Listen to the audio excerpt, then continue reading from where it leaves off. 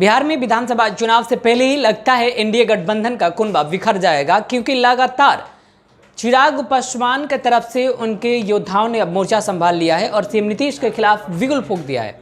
जी हाँ, नमस्कार, मैं हूं अभिषेक तिवारी, आप देख रहे हैं आत्मनिर्भर बिहार। बिहार में विधानसभा चुनाव के लिए तारीखों का ऐलान तो कर दिया गया है, लेकिन किसी भी गठबंधन का अभी प्रारूप साफ नहीं हो पाया है कि कौन कितने सीटों पर चुनाव लड़ेगा। और सबसे उलझा हुआ अभी जो पेच है वो एनडीए गठबंधन की तरफ नजर आ रहा है। एक तरफ माना जा रहा है कि महागठबंधन को लेकर लालू यादव पहले से ही अस्वस्थ हैं और लालू यादव महागठबंधन में तमाम तरीके के चल रहे उलझनों को सुलझा लेंगे। वहीं दूसरी तरफ अगर हम एनडीए गठबंधन की बात करें तो एनडीए गठबंधन में कुछ भी ठीक ठाक नहीं कहा जाएगा।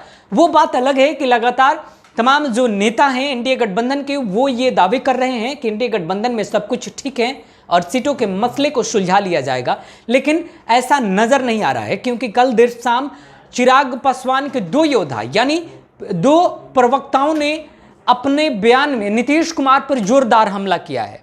हम आपको बताएंगे कि आखिरकार प्रवक्ताओं ने नीतीश कुमार पर हमला करते हुए क्या कहा है। उससे पहले हम आपको बताना चाहते हैं कि आखिरकार महागठबंधन में उलझन किस बात की है।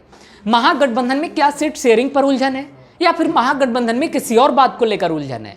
तो आप एक बात को लेकर क्लियर हो लीजिए कि महागठबंधन में सीट शेयरिंग को लेकर यानी सीट के बंटवारे को लेकर कोई उलझन नहीं है, वो पहले ही सुलझ चुका है। लेकिन अब जो अहम जो उलझन है वो किसी और बात को लेकर है। उससे पहले आपको यह जानना जरूरी है कि आखिरकार चिराग पासवान के जो दो योद्धाओं की मैं बात कर रहा हूँ, जो दो प्रवक्ताओं की मैं बात कर रहा हूँ, उन्होंने बयान क्या दिया है। चिराग पासवान के जो दो प्रवक्ता हैं, एक विजय मिश्रा और एक श्रवण कुमार अग्रवाल, इन दोनों प्रवक्ताओं के द्वारा लगातार सीएम नीतीश पर सवाल उठाया गया और दोनों ने अपने अपने अलग अलग तरीके से दावे किए। दावे एक ही था। चिराग पासवान के ये दो योद्धा लगातार इस बात को बताने में जुटे हैं कि सीएम नीतीश कुमार के द्वारा बिहार में चलाई जाने वाली महत्वपूर्ण योजना 7 निश्चय योजनाओं में से जितने भी काम धरातल पर हो रहे हैं उनमें सिर्फ भ्रष्टाचारी है। यानी उन्होंने साफ साफ तौर पर कहा है कि 7 निश्चय योजना भ्रष्टाचार की पिटारा है। अब ऐसे में आप समझ सकते हैं कि जब 7 निश्चय योजना को लेकर सीएम नीतीश कुमार अपने वर्चुअल रैली में यह ऐलान कर चुके हैं कि 7 निश्चय योजना पार्ट 2 अगर सरकार में आते हैं तो लागू करेंगे, और उसी पार्ट 1 योजना पर ही अगर उनके सहयोगी घटक दल सवाल खड़े करेंगे तो समझ सकते हैं कि जनता पर इसका क्या प्रभाव पड़ेगा और क्या गठबंधन बना रहेगा या बिखर जाएगा। अब जरा गौर कीजिए, हम आपको और पीछे लेकर चलते हैं। चिराग पासवान ने पहले भी यह लगातार अपनी बातें रखने के दौरान उन्होंने कहा है कि हमारी बात यह नहीं है कि कौन कितने सीटों पर लड़ेगा, हमारी चाह सिर्फ इतनी है कि बिहार में अगर एनडीए गठबंधन की सरकार है तो एजेंडा भी एनडीए गठबंधन का ही लागू होना चाहिए, न कि महज एक किसी पार्टी की विचारधारा और पार्टी के एजेंडा लागू होने चाहिए। मतलब साफ था, एनडीए गठबंधन की अगर सरकार है बिहार में तो एनडीए गठबंधन का एजेंडा लागू हो, न कि नीतीश कुमार अपना एजेंडा लागू करें। और आगे भी नीतीश कुमार ने वर्चुअल रैली में जैसे ही 7 निश्चय योजना की शुरुआत की, बखान किया, उसके साथ ही पार्ट 2 लागू होने की बात कही, उसके बाद चिराग पासवान और ज़्यादा तल्ख तेवर में हो गए और अब सीटों के पेच तो लगभग सुलझ चुका है जैसे नेता दावा कर रहे हैं उसके आधार पर। लेकिन अब ये जो एजेंडे का जो मसला है ये सुलझता कतई नजर नहीं आ रहा है। आप सोचिए, अगर एजेंडा एनडीए गठबंधन का लागू होगा तो फिर नीतीश कुमार कहाँ बचेंगे। नीतीश कुमार अपनी साख बचाने के लिए नीतीश कुमार चेहरे पर विकास की बात हमेशा सुनना पसंद करेंगे। अब ऐसे में एनडीए गठबंधन का एजेंडा लागू करना नीतीश कुमार के लिए कतई शोभा नहीं देगा और नीतीश कुमार अनुमानित तौर पर जो राजनीतिक पंडित हैं उनका मानना है कि ये वो कभी नहीं चाहेंगे।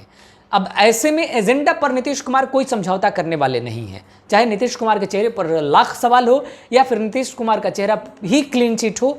नीतीश कुमार ने विकास किया, विकास पुरुष के नाम से जाने जाते हैं, सुशासन बाबू के नाम से जाने जाते हैं और इसी नाम से जाने जाना उनको भी अच्छा लगता है। इसलिए वो चिराग के इस मसले में पढ़ना भी नहीं चाहते। चिराग को उन्होंने पहले ही दरकिनार कर रखा है। उनका जदयू की तरफ से, जदयू के कदावर नेताओं का स्पष्ट बयान है कि चिराग पासवान का गठबंधन जो है वो बीजेपी के साथ है, ना कि जदयू के साथ है। तो फिर एनडीए में जो एनडीए का गठबंधन है वो किसके साथ है।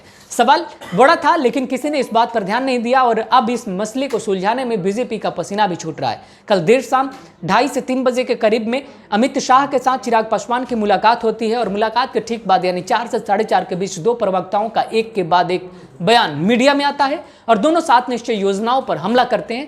सीएम नीतीश की कार्यशैली के साथ साथ विकास के कार्यों पर भी हमला करते हैं। अब ऐसे में आप समझ सकते हैं, एक तरफ से चुनाव जहां सर पर हो वहां घटक दल अगर सवाल खड़े करे तो नीतीश के लिए कितनी बड़ी चुनौती हो सकती है। अब देखना बड़ा दिलचस्प होगा कि आगे एनडीए गठबंधन का खेल क्या होता है। क्या एलजेपी अलग हो जाएगी और 143 सीटों पर चुनाव लड़ेगी, या फिर एनडीए गठबंधन कोई और नया गुल खिलाता है। फिलहाल इस रिपोर्ट में इतना ही। आगे की खबरों के लिए बने रहे हमारे चैनल पर। अगर अभी तक आपने हमारे चैनल को सब्सक्राइब नहीं किया है तो कर लीजिए, बेल आइकन दबाना ना भूलें ताकि हर एक खबर हम आप तक पहुंचा पाने में सक्षम हो सके। नमस्कार।